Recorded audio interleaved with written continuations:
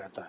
आपने उतरी, आप सीधे जो है अनाथ आश्रम चले और वहां जाके अपनी व्यवस्थाओं को देखा। उसके बाद आपने सुखाश्रय कोष बनाया, एमएलए को डायरेक्ट किया कि आप अपनी एक एक महीने की तनख्वाह या 1-1 लाख रुपए उसमें दें। फिर एक बच्ची आती है रात को, आप उसको 11 बजे उसकी बात सुनते हैं, अधिकारी को फोन करके डायरेक्ट करते हैं कि अब जो है नई व्यवस्था के तहत जो है इनको हम 4 बिस्वा जमीन भी देंगे। तो इसके पीछे की वजह क्या रही? आपने अपने पहले वाले जो जीवन में किस तरह से इस तरह के कोई लोगों को देखा, मतलब हम जानना चाहते हो। देखिए, प्रेरणा कहाँ से? समाज का एक ऐसा वर्ग है अनाथ बच्चों का, जहां उन्हें माँ बाप का साया नहीं मिला, ना माता का प्यार मिला, ना पिता का प्यार मिला,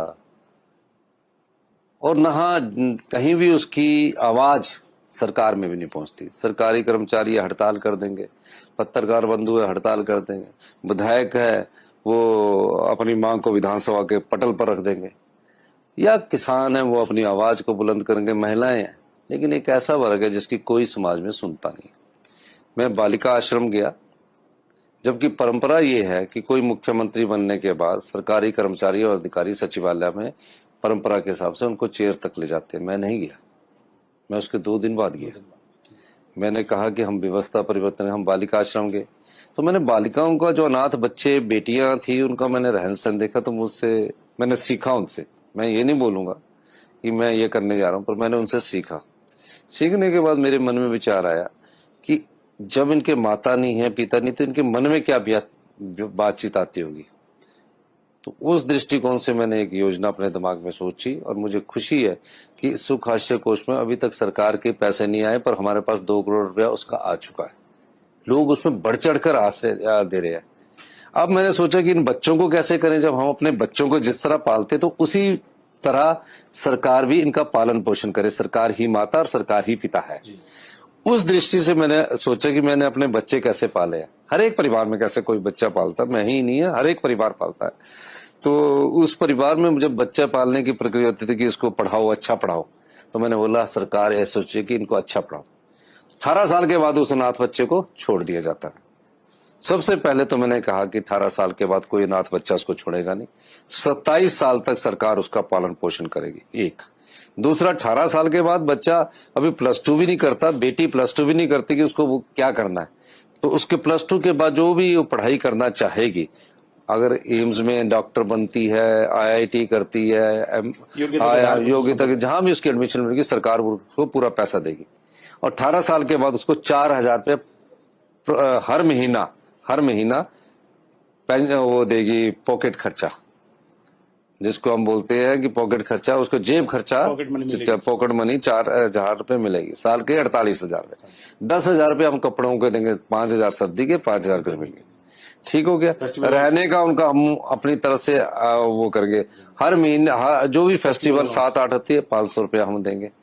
फिर उसके बाद हम अपने बच्चों को क्या करते, फेस्टिवल में हम भी देते ना, अपने बच्चों को देते, ये जा बेटा पटाखे खरीद ले, जा बेटा करते, घर में करते, पैसे लेते थे, कोई जलेबी खा लेता था, कोई ऐसे खा लेता था, नेचुरली होता था। तो उस चक्कर में मैंने कहा कि बच्चे किसी की दया दृष्टि पर क्यों पले। अच्छा, फिर इन बच्चों को कोई गोद ले लेता था, फिर दया दृष्टि में रहता था। वो बच्चा हमेशा ये लगता था कि जिसने मुझे मेरी फीस देनी है, मैं उसको फोन करूं ना करूं, वो हीन भावना आती थी। उसको भी मैंने खत्म किया, और उसको खत्म करने के लिए हमने ये योजना लाई। 27 साल तक सरकार ही माता, सरकार ही पिता होगी। मतलब अगर उसके से पहले 27 साल से पहले वो कोई सरकारी नौकरी लग जाता है तो अच्छी बात है, या कोई प्राइवेट नौकरी लग जाता तो अच्छी बात है, लेकिन 27 साल तक उसके जेब में खर्चा देगी। कहीं और रहना चाहता है वो और जगह रह सकता है। ये अनाथ आश्रम के बच्चों के लिए नहीं है, कहीं भी रिश्तेदारी में कोई भी बच्चा रहता है तो उसको भी ये सारी फैसिलिटीज मिलेगी। एक, जब वो बेटी रात को आई तो मैंने उससे पूछा कि तुम्हारे पास घर है? कहते मेरे पास घर ही नहीं, कोई जगह नहीं। तो वो आइडिया उससे आया। मैंने कहा कि कल को ये बच्चों को कहीं नौकरी नहीं मिली और घर के लिए जगह नहीं होगी, खासकर लड़कियों के लिए, कहीं इनका शोषण ही ना होता रहे।